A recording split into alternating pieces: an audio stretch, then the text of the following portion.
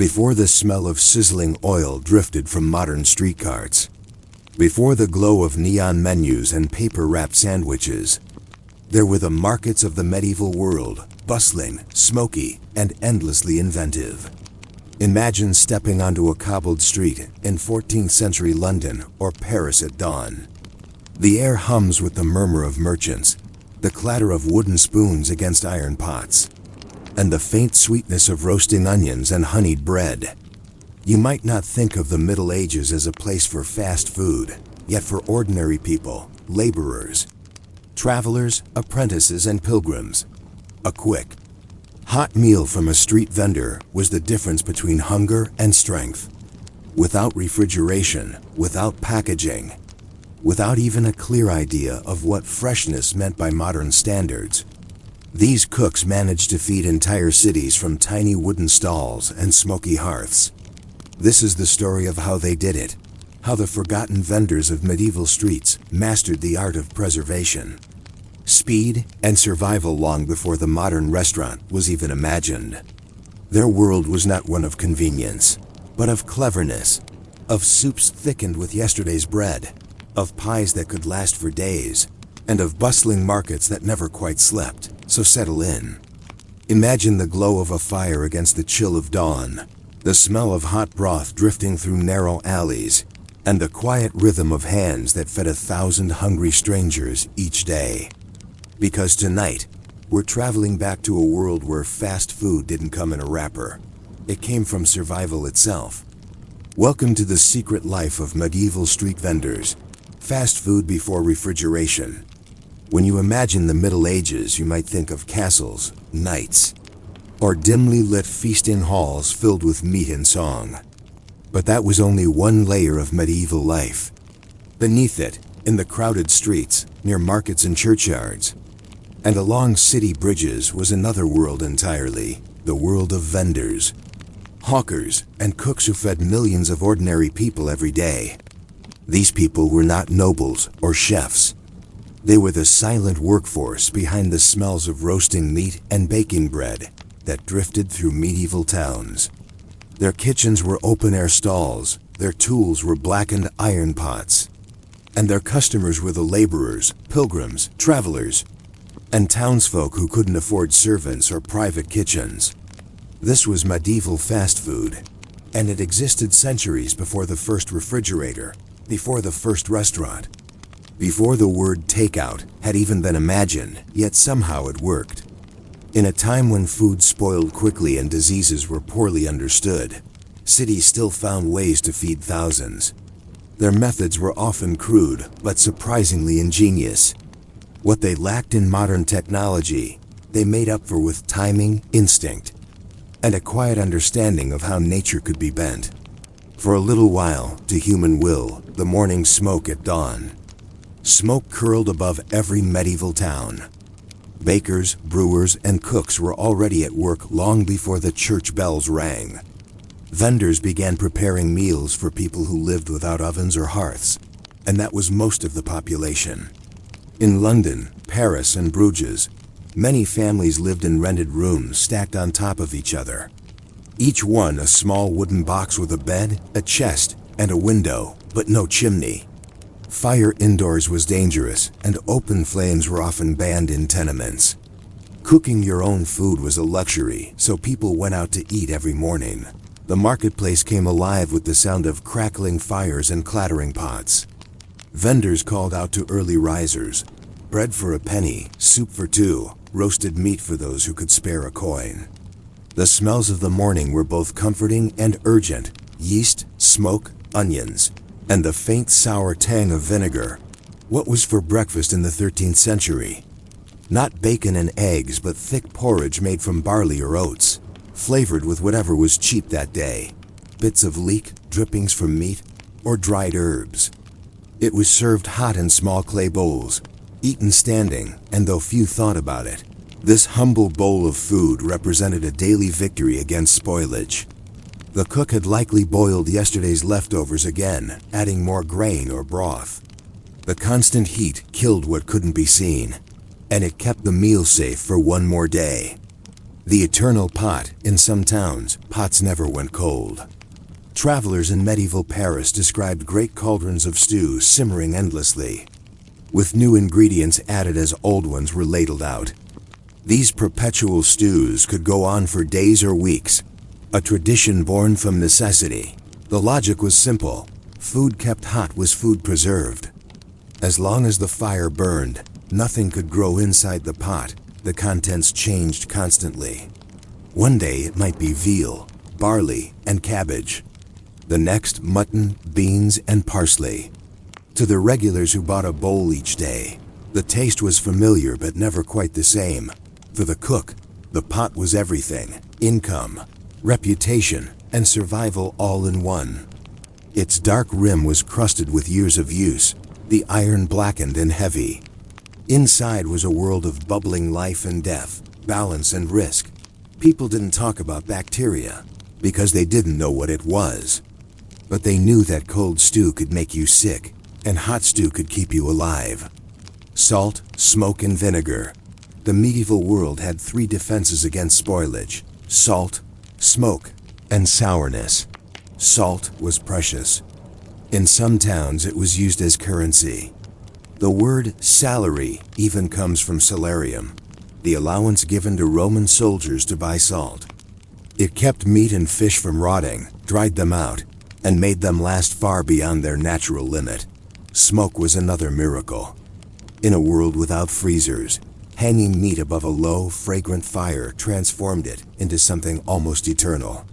Sausages, hams, and fish were coated in a protective layer of oily soot that sealed out air and moisture. Vinegar, too, was everywhere, not just for flavor, but for preservation. Vegetables were soaked in it, meat washed in it, and even bread dipped in it before baking. The sour tang became a taste of safety. In this way, preservation became a quiet science, one of patience, repetition, and observation. Nobody wrote treatises on it. Nobody claimed to understand it. They simply knew that salt cured, smoke sealed, and acid saved. And through these simple methods, whole cities managed to eat. The street vendors' world.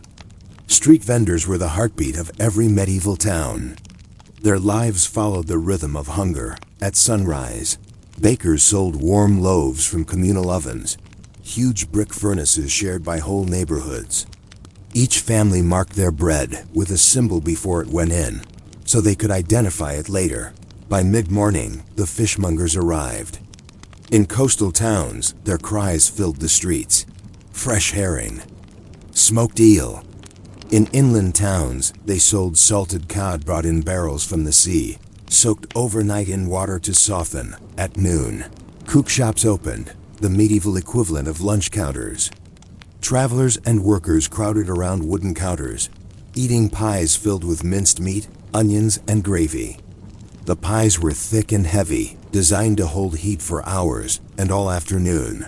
Smaller vendors roamed the streets with trays of food.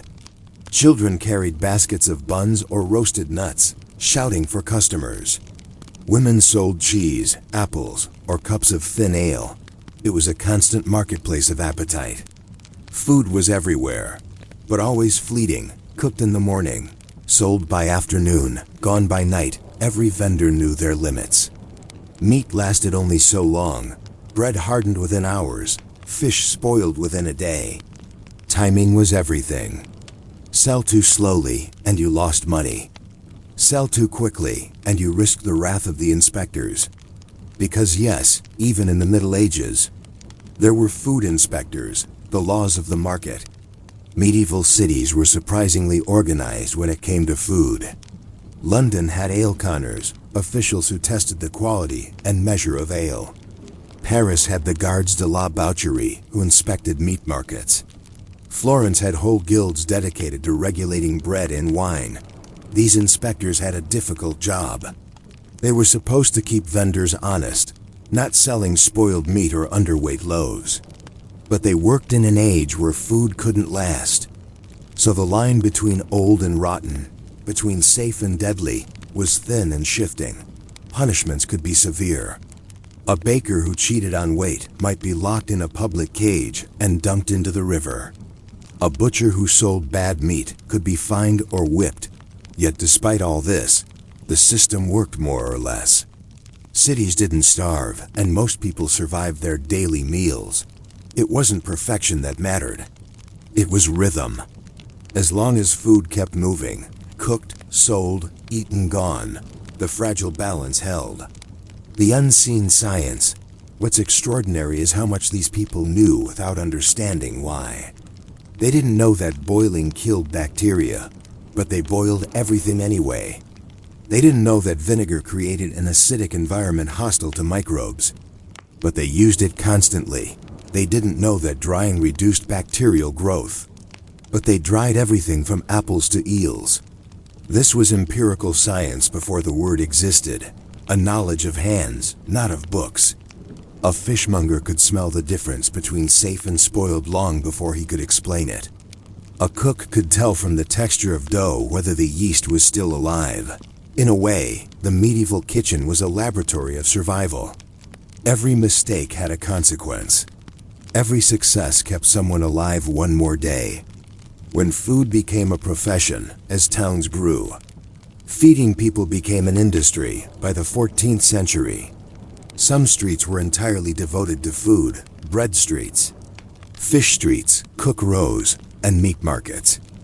Guilds controlled who could sell what and where. Apprentices learned their trade the same way blacksmiths did, by working for years under a master. Cook shops evolved into something close to small restaurants. In London's Eastcheap district, you could order roast goose, fish pies, or even imported wine. In Paris, the Rue de la Hachette became famous for its stalls selling steaming bowls of pottage to students and pilgrims. Meals were eaten quickly, usually standing or sitting on low benches. Plates were rare. Most food was served in bread trenchers, thick slabs that soaked up gravy and could later be eaten or fed to the poor. And yet, amid all this, the line between street food and survival food blurred. For the poor, it was daily sustenance. For travelers, it was comfort. For vendors, it was livelihood, the taste of preservation. To the modern palate, much of this food would taste strange. Almost everything was salted, smoked, or sour. Meat pies were heavily spiced with black pepper, cinnamon, or cloves, not for luxury, but to mask the flavor of age. Ale was drunk young and cloudy, still fermenting. Butter was tangy and salty.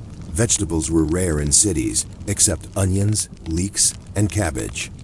Fruit appeared only in season and was often dried or stewed. Milk was risky unless boiled. Cheese was safer. People didn't talk about freshness. It was an alien concept. Food was judged by smell, not expiry date. Good meant not bad yet. And yet, in all this strangeness, there was beauty. Meals were slow, communal, and tactile. Eating was part of life's rhythm, not a pause in it. The traveler's meal.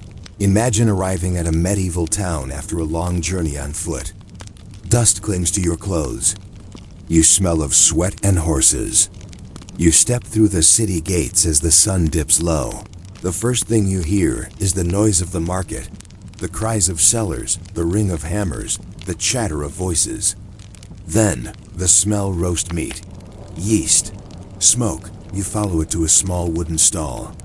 A woman ladles hot stew into a wooden bowl. Beside her, a boy turns skewers of meat over glowing coals. The air shimmers with heat. You hand over a coin, take the bowl, and sit on a stone step. The broth burns your tongue, but it's good. Heavy with barley and salt, with just a hint of something sour. It doesn't matter what's in it. You're safe now. You're fed.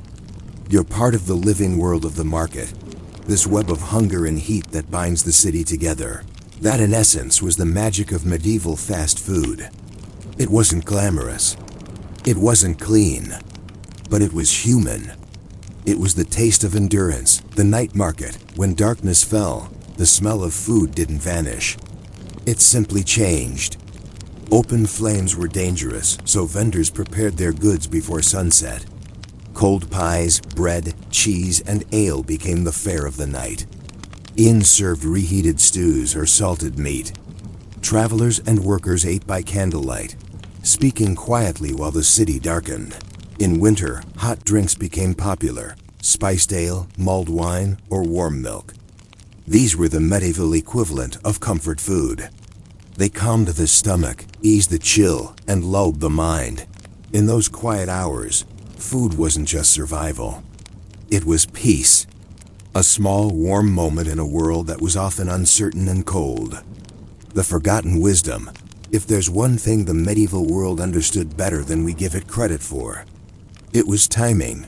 They knew exactly how long milk could sit before turning, how many hours it took for bread to stale, how many days salted meat would last before going bad.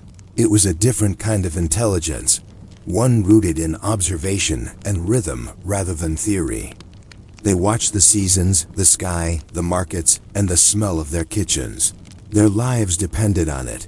We, with our machines and fridges and sensors, rarely think about food as something that lives. But to them, it was alive in motion, decaying, transforming every moment. Preservation wasn't about stopping that process.